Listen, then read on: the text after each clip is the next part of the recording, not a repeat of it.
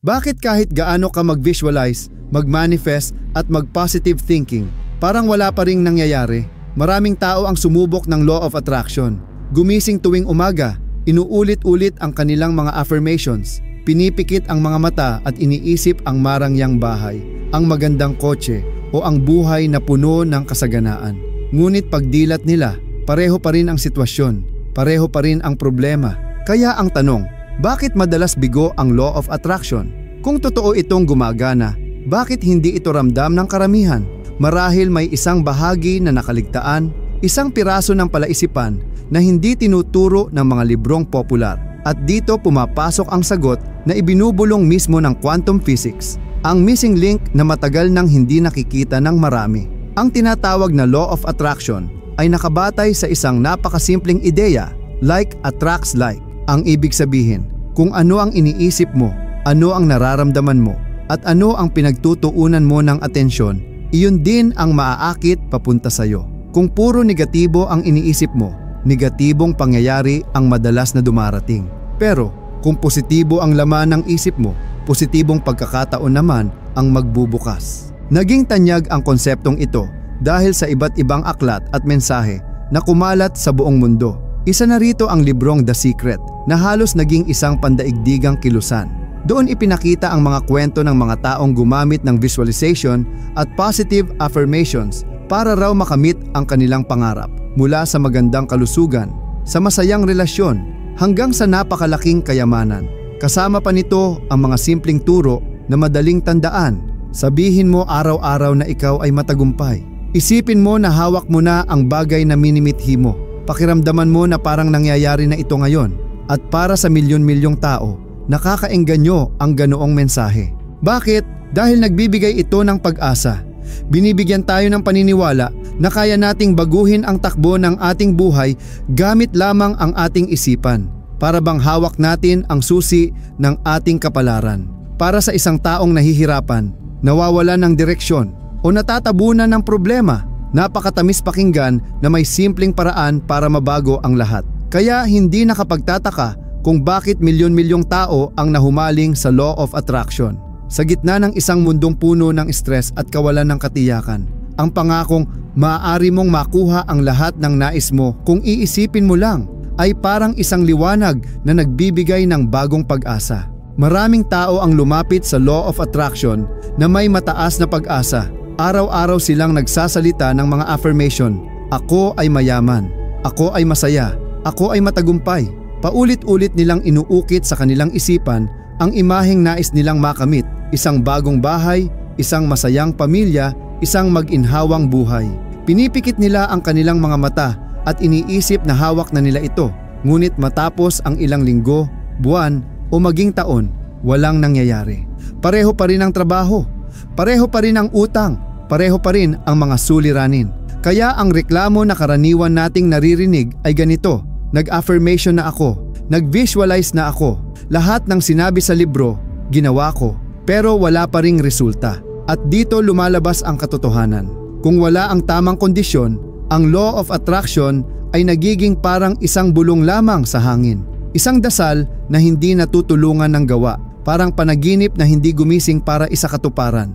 Isipin mo ito, para kang nagtatanim ng buto sa lupa. Kapag inilagay mo ang binhi, totoo, may potensyal itong maging isang malaking puno. Pero kung iiwan mo lang ito doon, walang tubig, walang araw, walang pag-aaruga, anumang ganda ng binhi, hindi ito tutubo. Mananatili itong baog at nakabaon lang sa lupa. Ganyan din ang law of attraction kapag iniwan mo lang sa isip. Ang pag-visualize ay parang pagtatanim ng binhi. Ang affirmations ay parang paglalagay ng binhi sa tamang lupa. Ngunit kung hindi mo ito dinidiligan ng tamang damdamin at hindi mo ito pinapaarawan ng tamang aksyon, hindi ito mabubuhay.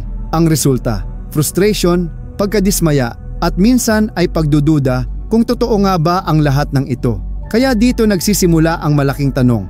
Kung hindi sapat ang iniisip at sinasabi natin, ano pa ba ang kulang? Ano ang missing link na pumipigil sa mga pangarap na maging totoo? Dito na pumapasok ang mas malalim na paliwanag mula sa agham, ang quantum physics. Sa tradisyonal na pananaw ng siyensya, ang mundo ay parang isang malaking makina na binubuo ng matitigas na bagay. malinaw na piraso ng materya na nakikita at nahahawakan. Ngunit nang pumasok ang larangan ng quantum physics, natuklasan ng mga siyentipiko na sa pinakamaliit na antas, mas maliit pa sa mga atom. Ang lahat ng bagay ay hindi pala matibay na bagay. Ang lahat ay purong enerhiya, mga vibrasyon, mga alon na naglalakbay sa kalawakan. Kung susuriin, bawat bagay na nakikita natin, mesa, halaman, katawan ng tao, maging ang ating iniisip, ay gawa sa parehong pundasyon, enerhiya. At ang enerhiyang ito ay hindi nakatigil. Ito ay palaging gumagalaw, palaging nagba-vibrate sa kanya-kanyang frequency. Para itong musika, may mataas na tono, may mababa, may masigla, may malungkot. At dito pumapasok ang isang nakamamanghang katotohanan. Ang ating isipan at damdamin ay hindi lang basta nasa loob. Ang mga ito ay naglalabas ng enerhiya. Ang bawat iniisip na ideya, ang bawat damdaming nadarama mo, galit, saya, takot, pag-ibig, ay may kaakibat na frequency. Para itong mga alon na lumalabas mula sa atin at nakikipag-ugnayan sa mundo sa paligid natin.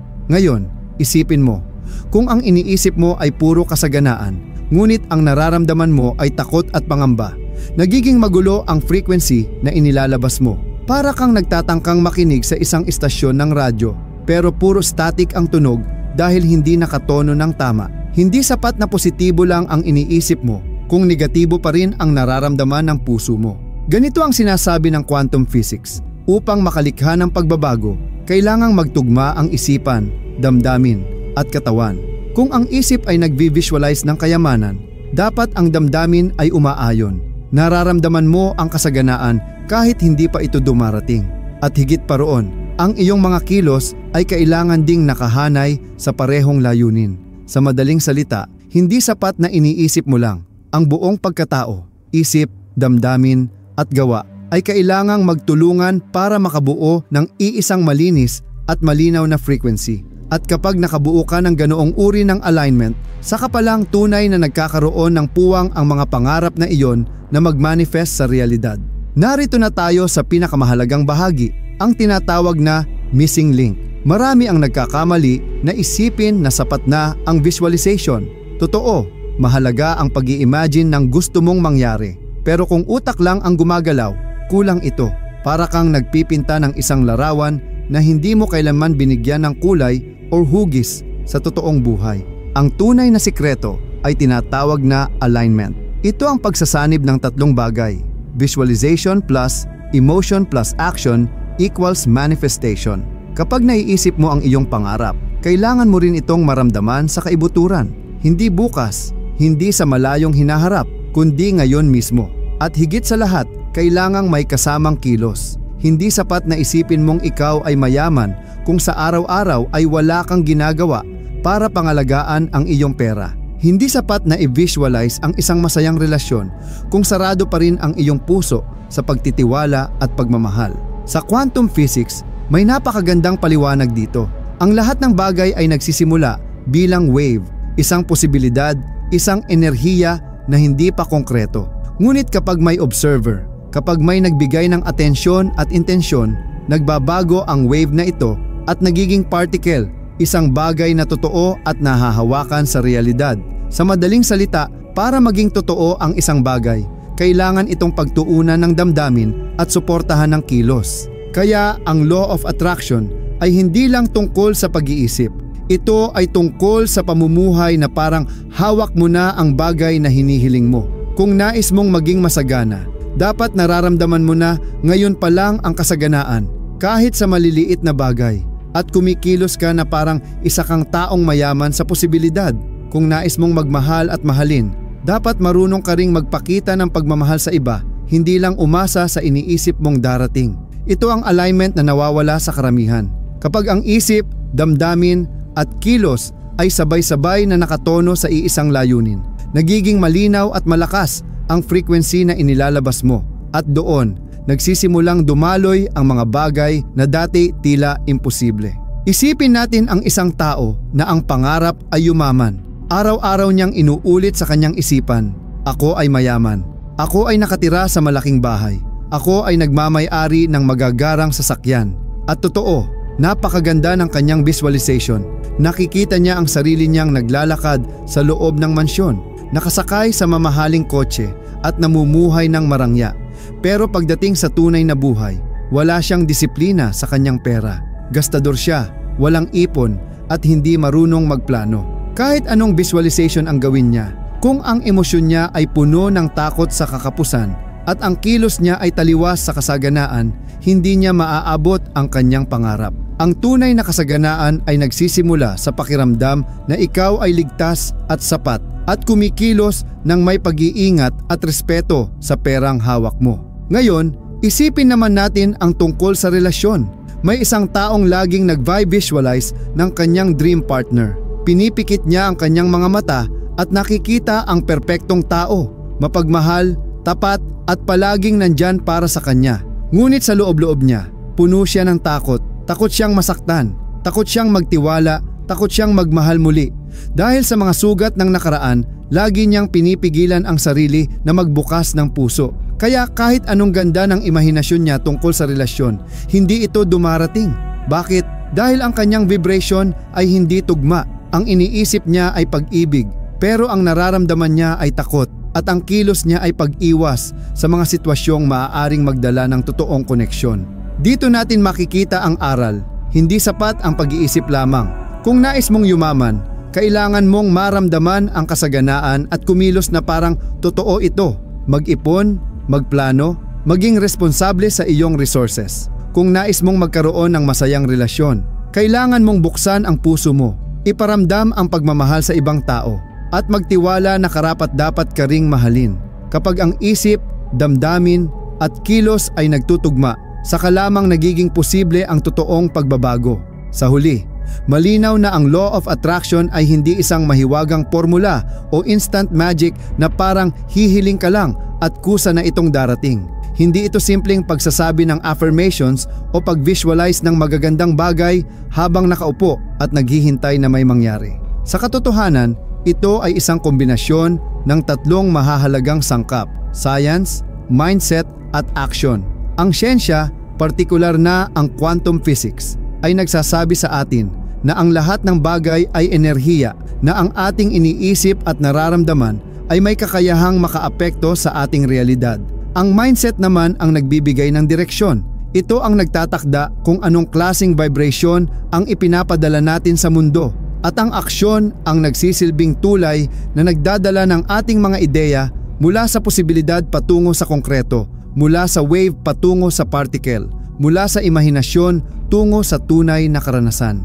Kung bakit nabibigo ang napakaraming tao sa paggamit ng law of attraction ay dahil nakaligtaan nila ang pinakamahalagang bahagi: alignment. Iniisip nila ang kanilang pangarap. Oo, minsan nararamdaman pa nila ito saglit, pero hindi nila ito sinasamahan ng aksyon na nakahanay sa kanilang layunin. O kaya na may kumikilos sila, ngunit ang kanilang puso ay puno pa rin ng takot at pagdududa. Sa ganitong sitwasyon, hindi buo ang vibration na kanilang ipinapadala, kaya hindi rin buo ang resulta na bumabalik sa kanila. Kaya't narito ang isang mahalagang paalala: ang totoong manifestor ay hindi lang nag-iisip, hindi lang naniniwala, kundi kumikilos at nabubuhay na parang nandyan na ang kanyang pangarap. Kapag natutunan mong pagsamahin ang iyong isipan, damdamin at mga aksyon sa iisang direksyon, doon magsisimulang magbago ang iyong mundo. Doon magsisimulang maging totoo ang mga bagay na dati ay tila katang-isip lamang. Doon mo mararanasan na ang law of attraction ay hindi ilusyon, kundi isang napakalakas na prinsipyo ng buhay na kayang baguhin ang iyong kapalaran. Kung gusto mong malaman pa ang mas malalim na koneksyon ng pananampalataya, quantum physics, at ang paraan kung paano ito gumagana sa totoong buhay, huwag mong kalimutang mag-subscribe. Dahil sa mga susunod nating video, marami pa tayong pag-uusapan, mga misteryo, paliwanag, at kaalamang maaaring magbukas ng bagong pananaw at magbago ng iyong paglalakbay.